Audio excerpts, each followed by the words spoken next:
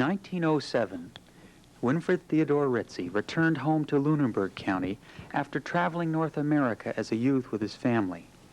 The following year, W.T. Ritzie established a gasoline engines manufacturing plant in Bridgewater's South End on the west bank of the LaHave River. The first factory, a building of about 35 feet by 55 feet, produced 35 engines for a first year's sales volume of $10,000. By the first decade of operations, sales had reached $700,000 annually. United engines were manufactured in Lansing, Michigan in the USA. W.T. Ritzie started his engines business by importing and assembling United engines like this one at the Acadia plant in Bridgewater. To lessen the cost of engines for the fishermen he set out to serve, he began developing patterns and producing his own Acadia stationary engine line. Before the Second World War, Acadia Gas Engines Limited was to become the largest manufacturer of two-cycle gasoline engines in Canada, with about 1,200 agents and dealers across the country.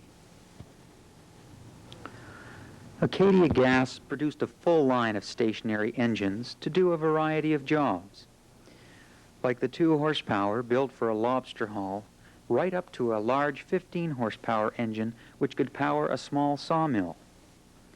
Stationary engines, like their name implies, do not move themselves, but rather provide power to other machinery.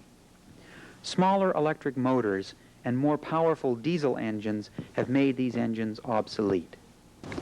The make and break igniter was an important feature of the Acadia engine.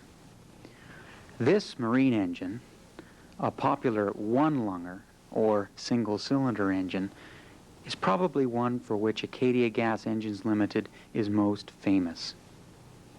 The simple design of these engines and their reliability earned them an international reputation.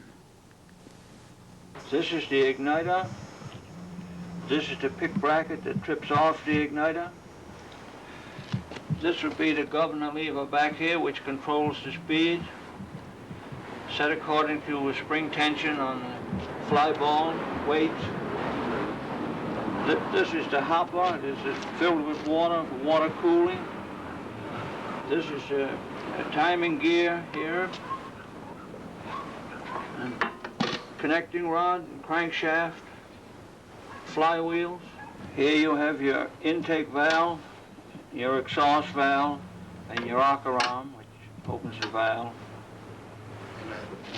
Down here in the bottom, we have a small carburetor. So now we're going to start this engine up, and what we do, we turn the gas valve open, and the ignition system is already hooked up, and I choke the engine and I spin it, because the proper start procedure is you use a crank. Yeah. But just a motion with your hand